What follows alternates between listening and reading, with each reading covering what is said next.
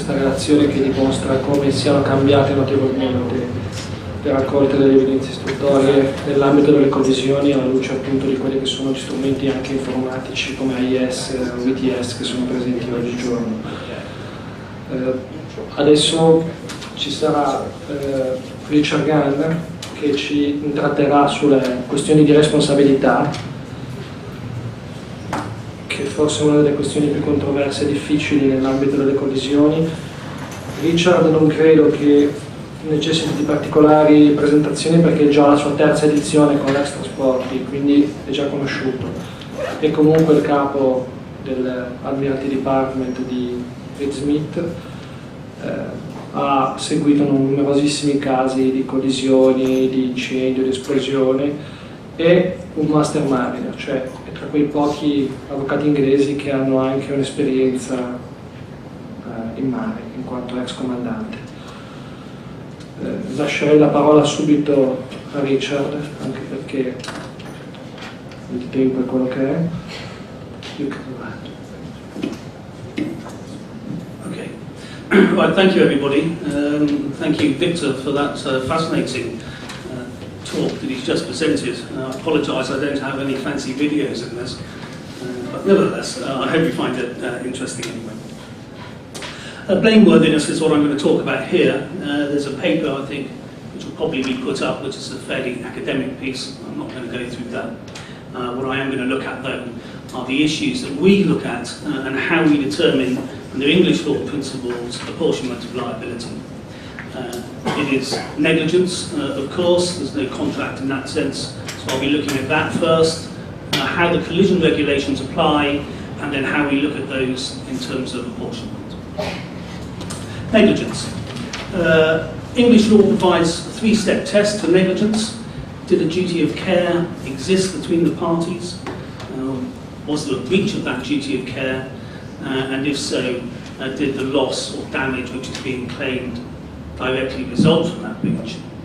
Really, I'm going to concentrate on the first two parts of the elements of negligence in this paper and not look too much at loss or damage directly arising from the breach. Those are quantum issues, really. It's fairly well settled that there is a duty of care. You can see the 1880 case of the Khedive. There's the duty of seamen to take reasonable care, to use reasonable skill to prevent a ship from doing injury. What sort of skill are we talking about? Well, the English, as you know, like to use this concept of reasonableness. And reasonableness then was set out, or nicely put forward in the 1866 case, that the courts are not to expect extraordinary skill, and it's not to look for something that will be different, but really just that degree of skill and degree of diligence which is generally to be found in persons on board who have to carry out that duty. So really what we're looking at is what would the master do, what would an ordinarily prudent master do in these circumstances. That is seafarers. What does it mean then? What are ordinary masters expected to do? Well, we expect them to comply with the collision regulations. That's an international convention, and it doesn't really matter whether you're a signatory to SOLAS. They're the rules which are taught as part of the STCW. It's what seafarers do, wherever they may come from. And those rules themselves may be changed by local regulations or amended by local regulations. But what the convention says is that if you're going to make those amendments, then you should do so far as possible to comply with the concepts contained within the rule of the road. We see that then in Rule 1, that's the first one that we got, of course. Rules apply to all vessels upon the high seas and in all waters connected therewith, navigable by seagoing vessels. And I think, although I don't speak any Italian, I'm fairly sure that Guillermo mentioned what a vessel is earlier on. But the important bit here is that nothing in the rules interferes with the operation of special rules contained within harbours. So, for example, if your collision should be occurring within a harbour or port area, then it's sensible to have a look to see what rules apply there. Now, your Filipino captain or your Indian captain or even your Italian captain operating in a port in India or Indonesia is not likely to know what those rules are. He can look it up, It might be in various port documents, pilot books and guide to port entry. But in any event, if the pilot is on board, the pilot will be an agent of the master, and his knowledge will be deemed to be the master's knowledge. So if things happen on board during pilotages, which don't seem to be in conjunction with the rule of the road, then the master should be taking steps to find out why. Like any well-drafted set of rules, there's normally a catch-all, a get-out, if you like, if it doesn't sort of work for you, and that's contained in Rule 2. It's what we call the sort of seamanship rule. It's the bit, really, which says that if you're, whatever it might say in the rules here, if you want to do something different because that makes sense to you as a seaman, then you should probably go ahead and do that. And we see a number of cases where this applies, and we'll look at some of those in a moment or two. So we're looking at the collision regulations then as the standard by which seafarers should conduct themselves at sea. Those regulations are set out in a number of different clauses. I'm not going to go through them all here. Suffice to say, we'll concentrate a little bit on the steering and sailing rules in Part B.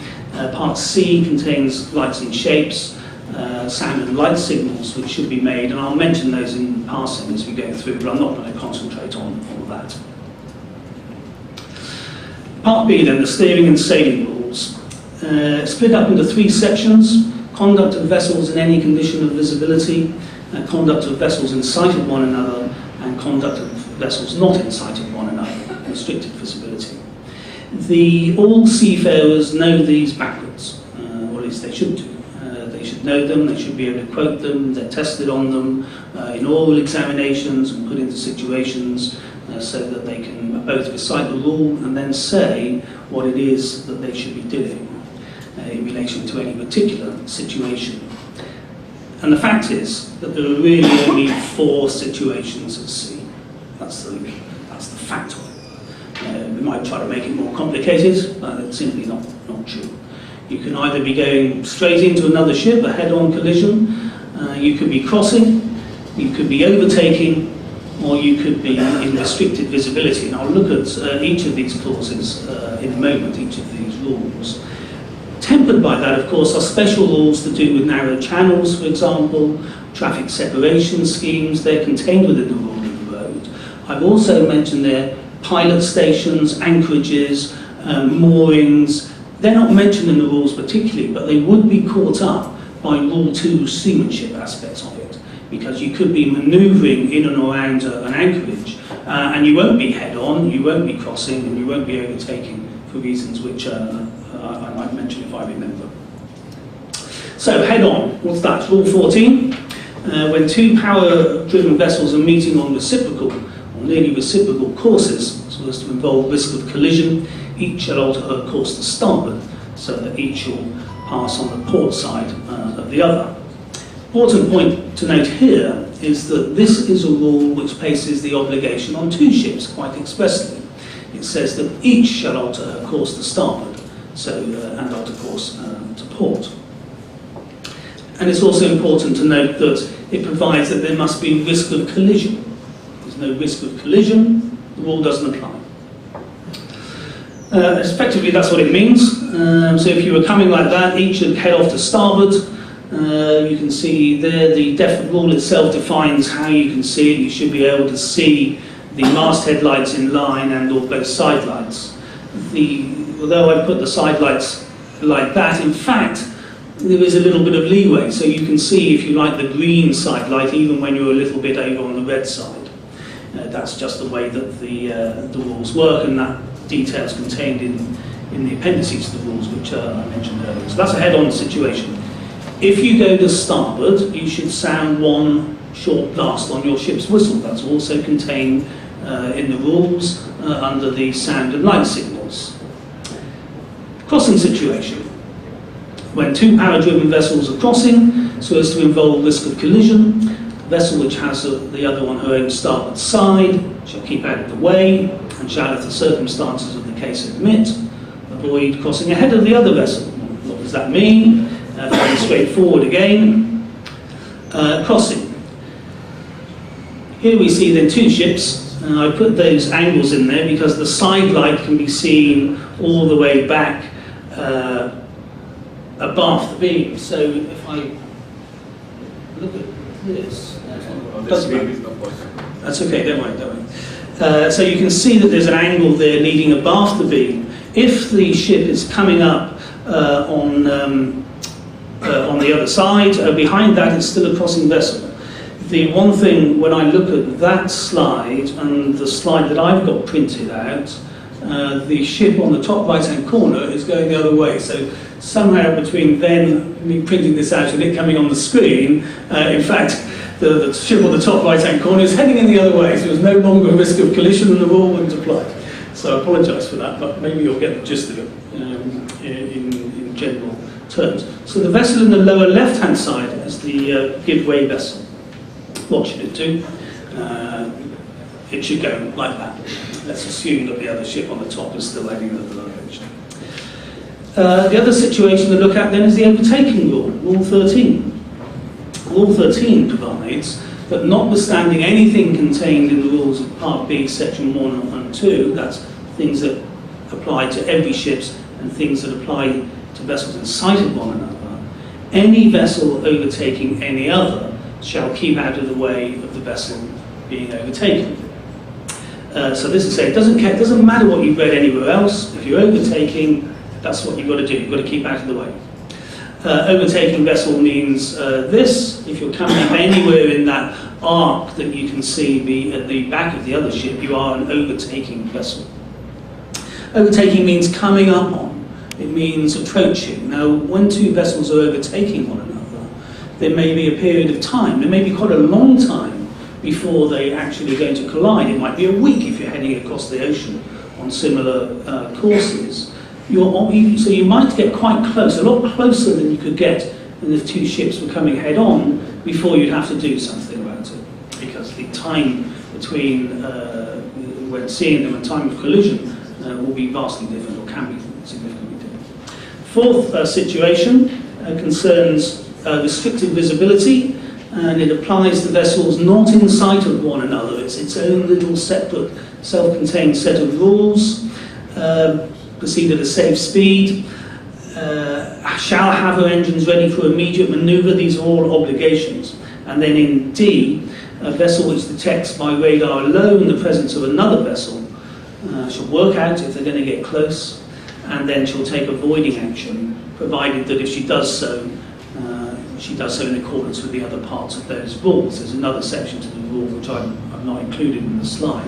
The important thing to remember here, again, is that this is an obligation on both vessels. Obligation on both vessels. Crossing situation, one which had the other to starboard keeps out of the way.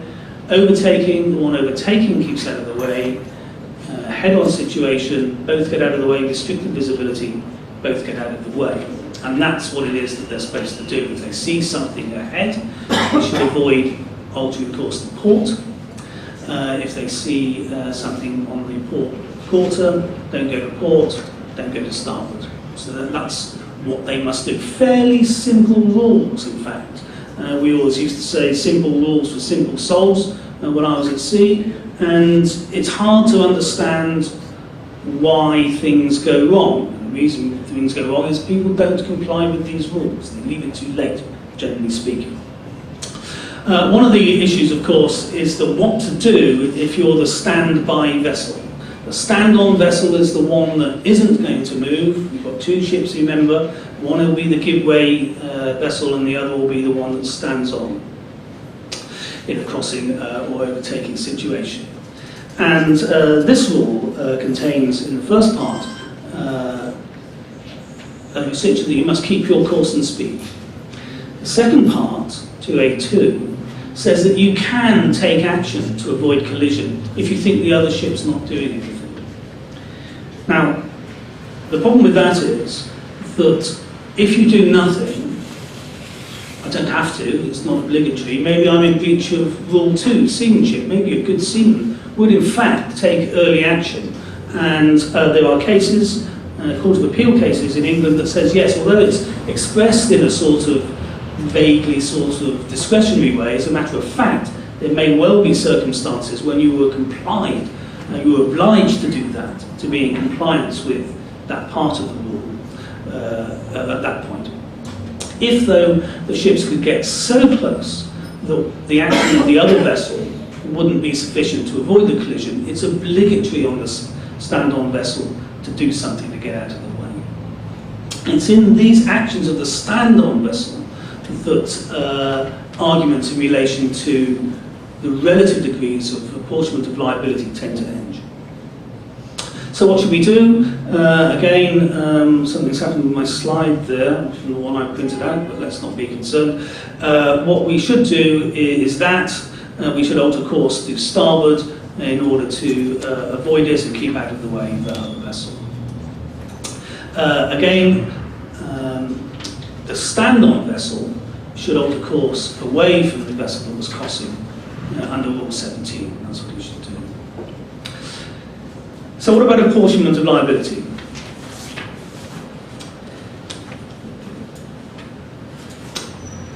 The Collision Convention, as was mentioned in the English law, section 187 of the Merchant Shipping Act, provides that where by the fault of two or more ships, damage or loss is caused to one or more of those ships, or to any property on board, and Jai will talk about that, the liability to make good the damage or loss shall be in proportion to the degree in which each ship is at fault.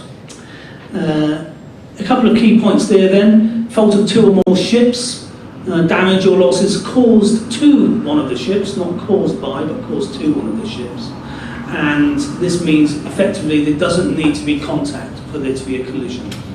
Because if you have what's called a putting by action, where one ship is coming and the other ship then has to take avoiding action under Rule 17, for example, in order to get out of the way and would have run aground and cause damage, then that would have been damage to one of the ships and caused by the fault of the other ships. So that's the basis, the legal basis upon which we start to consider apportionment of liability.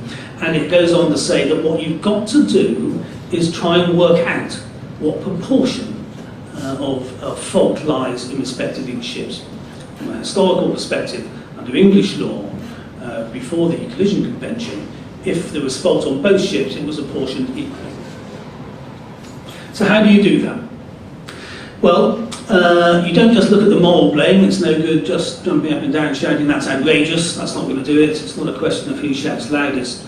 But what you've got to do is look at the respective faults of the vessel, the respective faults of the vessel, which contributed to the result. What was causative, truly causative of this collision? Because there may be any number of faults, there may be any number of breaches of the collision regulations which had no causative effect at all. And the most common breach that has no causative effect is a failure to use sound signals. So, for example, I spoke earlier about the alteration of course to starboard. You should give one short blast. Rarely done. Did that cause the collision? Maybe, maybe not. But if the other guy had already seen you, knew what you were doing, had your AIS, was studying you on the radar, would it have made any difference if he'd heard your sound signal? Maybe not. Maybe not. Maybe yes, but maybe not. So whistle signals, usually at fault, often not causative at all, and so don't even fall into the concept of blameworthiness. And the inquiry must be qualitative rather than quantitative, by which we mean you can't just note down all the breaches of the collision regulations in respect of each ship and say, well, one's got 10 faults, the other's got 8, therefore the other ship's more to blame. That's not the way it works. You have to look at what was the nature of those faults, what was the seriousness of those faults, and consequently how blameworthy they were. So the first thing to do, which is what Victor was talking about in his presentation, was you've got to identify the situation. And he highlighted a couple of very interesting examples, I thought, where there was evidence started to emerge initially from his overtaking situation, then it turned out to be a crossing situation, vessels not under command, and responsibilities between ships. Important that you've got the situation right. You have to understand the situation first. Once you've understood the situation, you can apply the correct rules and then determine who's at fault by virtue of looking at what they've done and what they should do in relation to any particular set of rules and situation.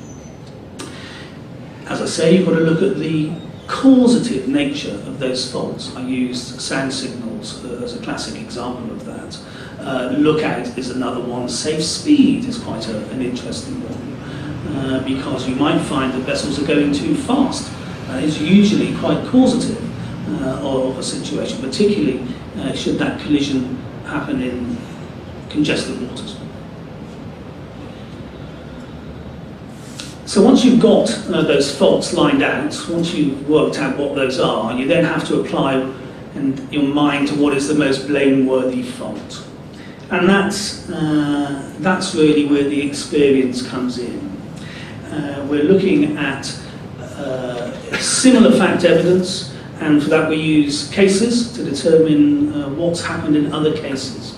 So for example, if in an overtaking situation, the other vessel does nothing, the stand-on vessel does nothing, and the overtaking ship just comes up and plows into it, you might think, well, it's the overtaking ship's duty to get out of the way, therefore that's going to be 100% to blame.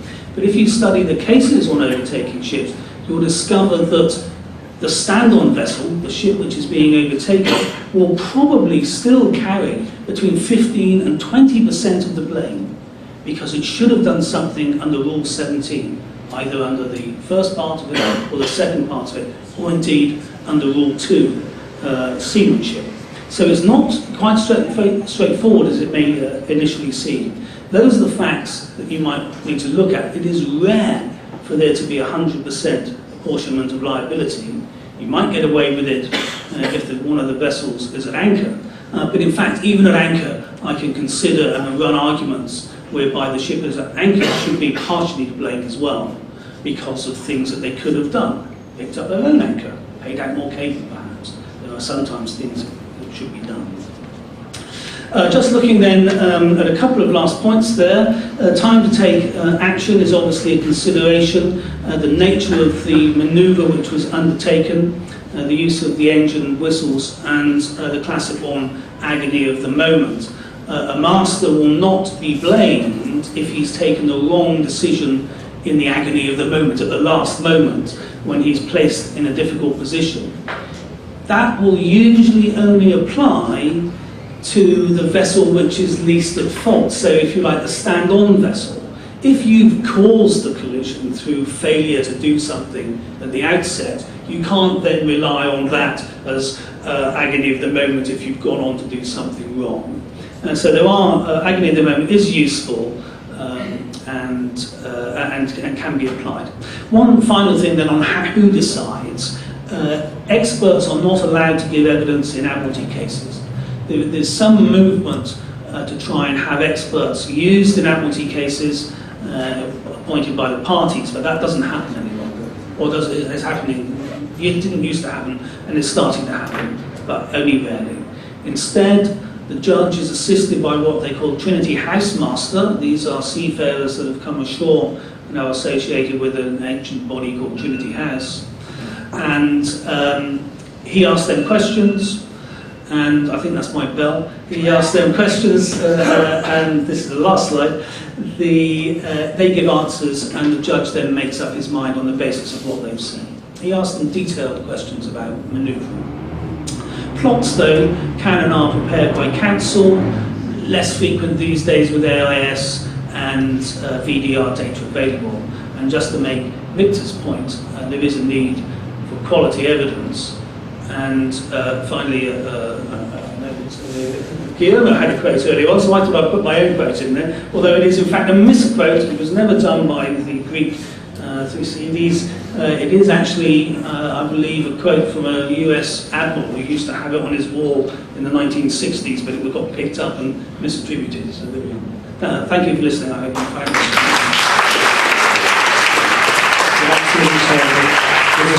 it.